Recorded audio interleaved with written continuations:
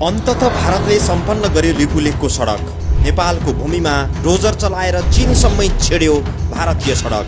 चिल्लो कालोपत्रे सडकमा आफ्ना नागरिक गुडाएर मानसरोवर पुर्याउँदै अमरसिंह थापा र भीमसेन थापाहरूले गाडेको नेपाली किल्ला भारतीयहरूले भत्काई छाडे। हेर्नुहोस्, यस्तो छ हाम्रो लिपुलेखको पछिल्लो अपडेट। भारतले नेपाली भूमि लिपुलेख र कालापानी कब्जा जमाएर कैलाश मानसरोवर जानका लागि सडक निर्माण सुरु गरेको त सबैलाई थाहै छ। तर त्यो सडक कहाँ पुग्यो, अहिले के भइरहेको छ, यो बारे नेपालबाट कोही कसैले एक शब्द बोलेका छैनन्। न सरकार बोलेको छ, न राष्ट्रवादी कहलिएका कुनै नेताहरू। नेपाल मौन बसिदिँदा भारतलाई ज्यादै सहज भएको छ र उसको बोर्डर रोड अर्गनाइजेसन BRA का सैनिकहरू आनन्दसँग ढुक्कसँग उच्च गतिमा सडकको काम फत्ते गर्दैछन्। सन् 2019 मा सुरु भएको नेपाली भूभागलाई आफ्नो भूमि दाबी गरी सडक निर्माण गर्ने योजना सन् 2024 भित्र सम्पन्न गर्ने भारतको लक्ष्य थियो। भारतीय सेना यति रफ्तारमा काम गरिरहेका छन् कि अबको केही महिनामा नै मानसरोवर जाने सडक कालोपत्रे सकाउँदैछन् र नागरिकका लागि खुला गर्दैछन्। अहिले 1000 भन्दा बढी भारतीय सैनिकहरू नेपालको भूमिमा बनाइएको सडकमा कालोपत्रे पुल निर्माणदेखि रोड प्रोटेक्सनको काम गरिरहेका छन् र 4 देखि 5 महिनाभित्र सडक आफ्नो सरकारलाई हस्तान्तरण गर्दैछन्। स्याटेलाइटको यो दृश्य हेर्नुहोस्, उनीहरूले नेपाल र चीनको सीमा क्षेत्र लिपुलेखसम्म सडक पुर्याइसकेको प्रष्ट देखिन्छ। यो बोर्डर लाइन हो। यसको करिब 5 किलोमिटर ओरसम्म सडक पुर्याएको रेखाङ्कन स्याटेलाइट तस्बिरमा प्रष्ट देखिन्छ। लिपुलेख पास क्रस गरिसकेपछि चीनको भूभाग सुरु हुन्छ र चीनले पनि आफ्नो बोर्डरसम्म कालोपत्रे युक्त सडक निर्माण गरिसकेको छ। सुरुमा सानो आकारमा कालापानीमा भारतीय सुरक्षा फौज राखेकोमा यो सडक विस्तार योजना अघि बढेपछि ठूलो संख्यामा भारतीय सेनाको क्याम्प खडा छ र उनीहरूकै सुरक्षामा सडकको काम भइरहेको छ।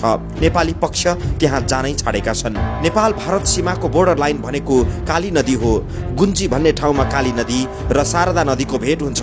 नदीको अन्तर्राष्ट्रिय मान्यता नै यही हो कि जुन ठूलो नदी छ उही नदी मूल नदी हो। स्याटेलाइट तस्बिरमा पनि प्रष्ट देखिन्छ कि दायाँ तर्फबाट बग्दै आएको शारदा नदी भन्दा निकै ठूलो बायाँ तर्फबाट बग्दै आएको काली नदीको आकार छ। गुगलले पनि यो नदीलाई शारदा नदी नै भनेर लेखेको छ। त्यसैले काली नदीको मूल स्रोत बायाँ तर्फबाट बग्दै आएको काली नदी नै हो, जसको मुहान लिम्पिया धुरामा छ। बायाँ तर्फको नदीलाई नै काली नदी मान्दा भारतको मानसरोवर जाने सडक छिचोल्न सम्भव छैन। त्यसैले शारदा नदीलाई काली नदी मानेर व्याख्या गर्न थाल्यो। सन् 1816 को सुगौली सन्धि अनुसार नेपाल भारत सीमा काली नदीले छुट्याएको भनेर लेखिएको छ। त्यसैले शारदा नदीलाई काली नदी भनेर व्याख्या गर्दै भारतले गुन्जीबाट सोझै दायाँ तर्फ मोडेर शारदा नदीको तिरैतिर सडक खनेर चीनको बोर्डर लिपुलेखसम्म पुर्यायो। गुन्जीसम्म भारतले खनेको सडक उसकै भूमिमा थियो, तर गुन्जीदेखि शारदा नदीलाई काली नदी भन्दै भारतले नेपालमा खनेको सडक करिब 22 किलोमिटरको छ र यो सडक लगभग सम्पन्न गरिसकेको छ। सुरुमा त भारतले लिपुलेखसम्म ट्र्याक निर्माण गरिसक्दा पनि नेपाल सरकारले थाहा पाएन।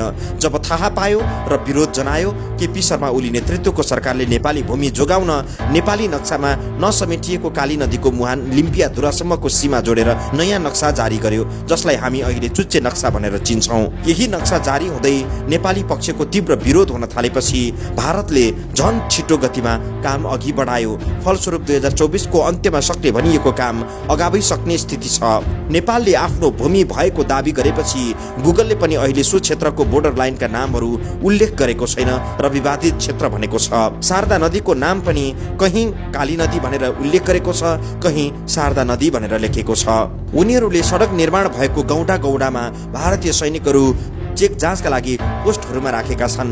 भारतीयहरू यो मार्ग हुँदै कैलाश मानसरोवर यात्राका लागि जान थालिसकेका छन्। भारतीयहरूले यो सडकको नाम नै कैलाश मानसरोवर यात्रा भनेर नामाङ्कन गरेका छन्। यो भिडियोमा हेर्नुहोस्, यात्राका लागि औपचारिक सडक नखुलाए पनि भारतीयहरू फाट्टफुट्ट यात्रा गर्न थालिसकेका छन् र उनीहरूले भिडियो मार्फत जबरजस्ती शारदा नदीलाई काली नदी भनेर व्याख्या गरिरहेका छन् र नदीभन्दा पारीको भूभाग नेपाल हो भन्दै गलत तथ्य प्रचार गरिरहेका छन्। केही महिना अघि भारतीय प्रधानमन्त्री नरेन्द्र मोदी स्वयं गुन्जी पुगेका छन् र पूजा अर्चना गरेको फोटो सार्वजनिक गरेका छन्। तर मोदीको भित्री उद्देश्य लिपुलेख हुँदै निर्माण भइरहेको सडकको स्थलगत प्रगति अवलोकन गर्नु थियो।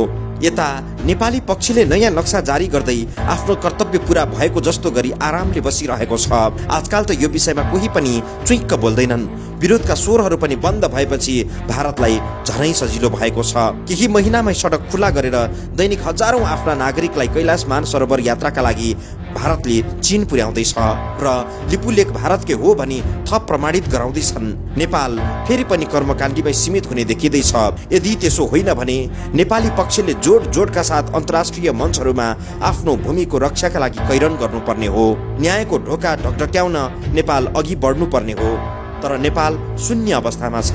यही अवस्था रहे नेपाल यही चुच्चे नक्साको आत्मरतिमा मात्रै रमाउनु पर्ने हुन्छ।